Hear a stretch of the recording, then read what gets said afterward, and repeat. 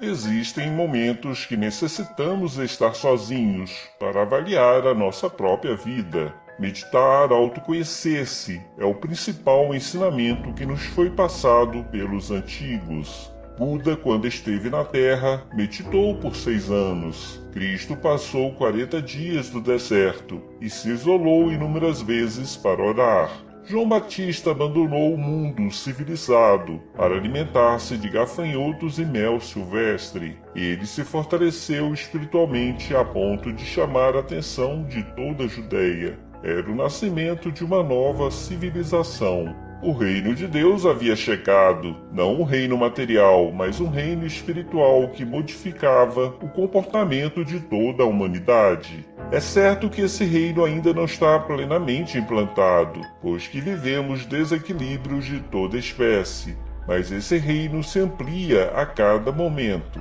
João não tinha preocupação com roupa e nem com o que pensavam as pessoas. Ele falava a verdade e pregava o arrependimento. Somente conseguimos evoluir quando admitimos que erramos e procuramos nos corrigir. Os que vivem arrependidos não evoluem, pois que alimentam o sentimento de culpa e buscam o castigo. Esse castigo pode vir de forma inconsciente, nas doenças, manias ou medos. Por isso a importância do autoconhecimento. Compreender a própria fragilidade é o primeiro passo para não mais errar. E naqueles dias apareceu João Batista pregando no deserto da Judéia, e dizendo: Arrependei-vos, porque é chegado o reino dos céus.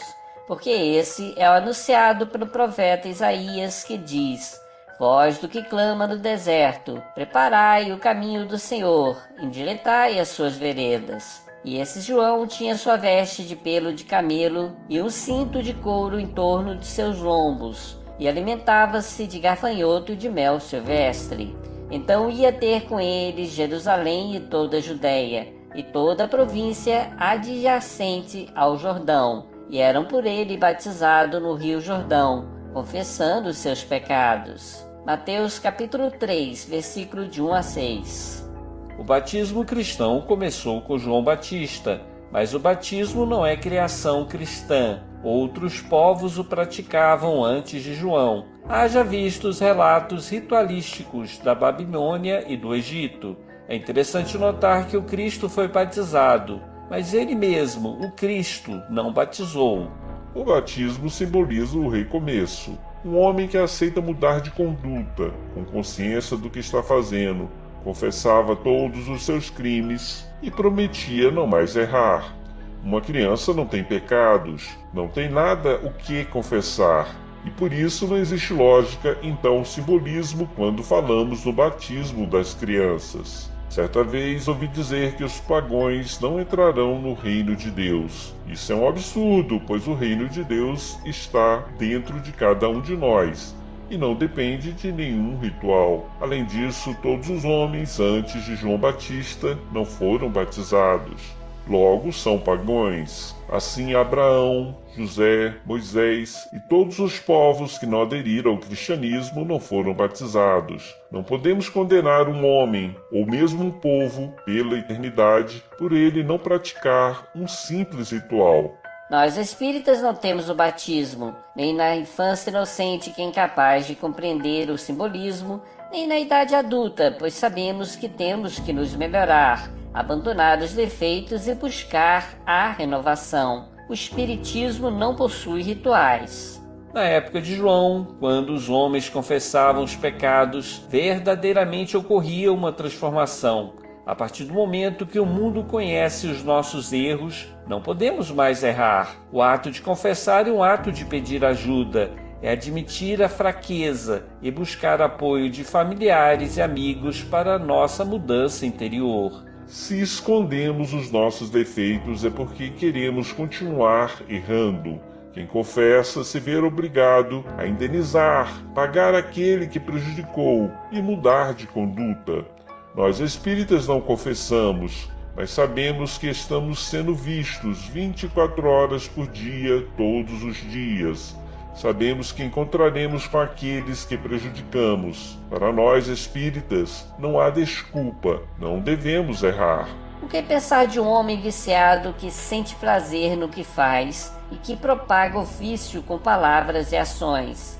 Este homem é um inconsequente. Não admite que está errado e, pior, influencia outras pessoas para o mal. As nossas ações trazem consequência. A dor que acompanha o vício alcançará este homem e ele irá sofrer. Se for racional, irá se arrepender. Porém, se persistir no mal, irá morrer no tempo certo e a sua morada será a região inferior, onde o vício é aceito como natural. Assim como o corpo humano degrada devido aos abusos praticados pelo espírito, assim também acontece com o perispírito. Ao desencarnar, o espírito desequilibrado continua degradando, podendo perder a forma física que conhecemos. Na classificação fornecida pelos espíritos, pertence à terceira ordem, na hierarquia evolutiva, os espíritos imperfeitos que dão grande valor à matéria e seus prazeres, aqueles que são propensos ao mal. Na segunda categoria encontramos aqueles que têm a vontade de praticar o bem e que os valores espirituais têm mais importância do que o interesse material. Na primeira categoria encontramos os espíritos perfeitos, aqueles que já passaram pela escala inferior e que venceram as limitações da matéria. Logicamente, entre uma categoria e outra não é possível definir quando uma começa e a outra termina. Existem subcategorias ou subclasses que devem ser superadas por todos nós espíritos. Sim, até mesmo os anjos, os espíritos puros que sabemos pertencer à primeira categoria, também trilharam pelo caminho da ignorância. Como falei, o arrependimento é a chave para o progresso. Quando nos arrependemos, tomamos consciência do nosso ato errado e nos preparamos para uma nova jornada. Essa jornada não é fácil, pois não basta se arrepender, é necessário refazer o caminho, modificando o velho comportamento. Em alguns casos, é necessária vigilância na vida inteira para não reincidir no mal. A tentação bate à nossa porta. É necessário viver um dia de cada vez. O conselho do Cristo é válido até hoje. Vai, não peques mais, para que nada de pior lhe aconteça.